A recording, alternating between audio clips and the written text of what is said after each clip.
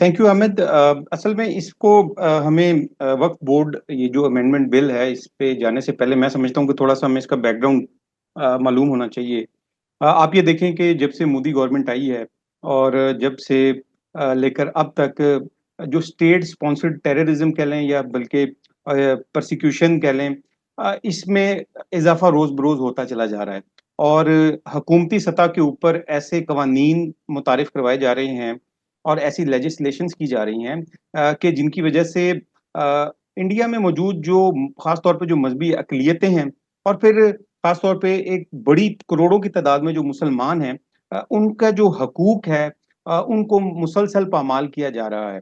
और ये सारा कुछ जो हो रहा है, ये स्टेट स्पॉन्सर्ड इसको परसिक्यूशन कहा जा सकता है। और ये हम नहीं कह रहे, ये आप अगर इंटरनेशनल रिपोर्ट्स का जायजा लें, यूएससीआईआरएफ की रिपोर्ट अगर आप उसको पढ़ें, तो उसमें भी यही लिखा गया है कि जो इंडिया है उधर मजहबी अकलियतें बिल्कुल भी आज़ाद नहीं है। खास तौर पर जो मुसलमान हैं, उनकी इबादत गाहें भी महफूज नहीं हैं, मुसलमान भी महफूज नहीं हैं।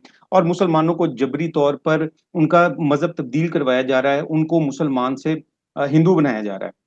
अब इसी आपने ही कहा कि मजहबी अकलियतें महफूज नहीं है, जी, तो क्या ये मामला सिर्फ मुसलमानों तक या इस्लाम तक महदूद है, या ये बाकी भी मजाहिब और प्रैक्टिस करने वालों लोगों तक भी ये प्रोसिक्यूशन का दायरा देखिए वसी किया गया है? ये इसके बारे में क्या ख्याल है आपका? जी, देखिए ये ऐसा है कि जो इंटरनेशनल ऑब्जर्वर्स हैं या इंटरनेशनल जो रिपोर्ट्स हैं ह्यूमन राइट्स की, अगर आप उनको गौर से पढ़ेंगे और या मुख्तलिफ रिसर्च पेपर्स भी हैं इसके ऊपर, अगर आप वो पढ़ेंगे तो आपको पता चलेगा कि सिर्फ मुसलमान ही नहीं बल्कि दीगर जो मजहबी अकलियतें हैं, खास तौर पर मुसलमान तो हैं ही हैं बहुत बड़ी तादाद में, उनके साथ तो डिस्क्रिमिनेशन की जा रही है। लेकिन इसके साथ साथ खास तौर पर सिखों के साथ और फिर निचली जात के जो हिंदू हैं, दलित जो हैं, अनटचेबल्स जिनको भी कहा जाता है वहाँ, तो उनके साथ बहुत ज्यादा जो डिस्क्रिमिनेशन है वो की जा रही है। यही वजह है कि अगर आप ये देखें कि इंटरनेशनल लेवल के ऊपर जो इंडिया है उसको जो ह्यूमन राइट की जो मुख्तलिफ ऑर्गेनाइजेशन है,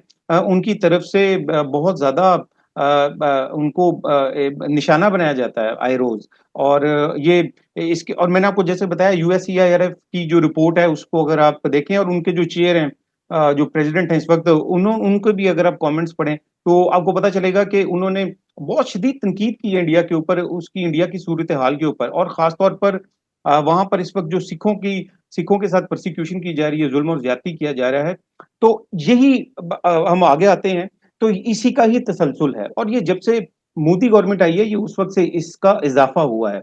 और इस ही चीज का ये जो जुल्म है, ये जो जबरदस्ती है, ये जो डिस्क्रिमिनेशन है, परसिक्यूशन है मुसलमानों के खिलाफ, खास तौर पर ये जो तासुब है, इस्लामोफोबिया भी कह सकते हैं आप इसको, अ, इसकी जो बढ़ता हुआ रुझान है, इसका तसलसल मजीद जो है ये वक्फ अमेंडमेंट बिल की सूरत में सामने आया है। आप देखें कि ये इंडिया और पाकिस्तान की तकसीम से पहले, यानी ये अंग्रेज दौर में भी मुसलमानों का वक्फ बोर्ड जो था वो मौजूद था। और ये वक्फ अमलाक वो अमलाक हैं जो कि मुसलमानों ने मुसलमानों की फलाह बहबूद के लिए वक्फ कर दी, और उसके ऊपर एक अथॉरिटी बना दी गई, एक बोर्ड बना दिया गया। और उस बोर्ड के अंदर एक और मेंबर्स बना दिए गए जो मुसलमानों के। और ये सिलसिला चलता रहा, उसके बाद पाकिस्तान बन गया, इंडिया अलहदा से। और इंडिया के अंदर हमने देखा कि 1954 में उसको मजीद ऑर्गेनाइज किया गया। और फिर 1995 4 में या 5 में गालिबन इसमें दोबारा से अमेंडमेंट की गई। ऑल दो उस वक्त भी काफी तनकीद का निशाना बनाया जाता रहा इंडियन गवर्नमेंट को। लेकिन अब ये जो अमेंडमेंट की जा रही है, मुजवजा तजवीज की गई है ये, और इसको जब पेश किया गया तो इसके अंदर तकरीबन 44 ऐसे नुकात हैं जो कि नए डाले गए हैं इसके अंदर, अमेंडमेंट के बिल के अंदर। हम्म। और इसमें खास तौर पर मैं आपको ये बताऊं कि आप देखें कि इसके अंदर जो एक जो शिक डाली गई है उसमें से ये भी है कि उसमें जो मुसलमानों का जो वक्फ बोर्ड है उसके अंदर गैर मुस्लिम भी शामिल होंगे। तो अब आप ये देखें कि ये किस तरह की सूरत हाल है। और फिर इसके साथ साथ उसको असल में देखा जाए तो इसको गवर्नमेंट, इंडिया जो गवर्नमेंट है, अब जो मुसलमानों का जो वक्फ बोर्ड है, जैसे आपने भी कहा कि वो थर्ड लार्जेस्ट लैंड बैंक है, और अरबों डॉलर्स की जो है वो ये प्रॉपर्टी है। अब क्या करना चाहती है बीजेपी गवर्नमेंट असल में, कि इस वक्त कई 100 केसेस जो हैं वो बाबरी मस्जिद की तरह की मसाजिद के चल रहे हैं, ठीक है। और एग्जैक्टली। और अब क्या होगा कि वो जो मसाजिद हैं उनमें से ज्यादातर ऐसी हैं जो कि वक्फ बोर्ड के अंडर आती हैं।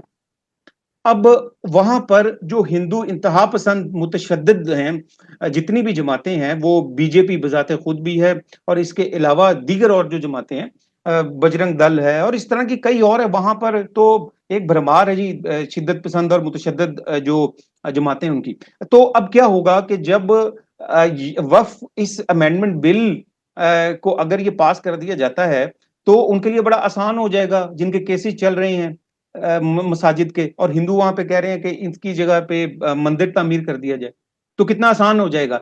तो अगर हम सिर्फ इतनी सी बात को ले लें तो करोड़ों अरबों रुपए की जो प्रॉपर्टी है वो जो मोदी की जो फैशिस्ट गवर्नमेंट है वो हत्या लेगी, और मुसलमानों के पास रही सही जो चीज रह गई है वहां पर जो वक्फ बोर्ड की सूरत के अंदर है वो भी सारा खत्म हो जाएगा और मुसलमानों के हाथ से चला जाएगा।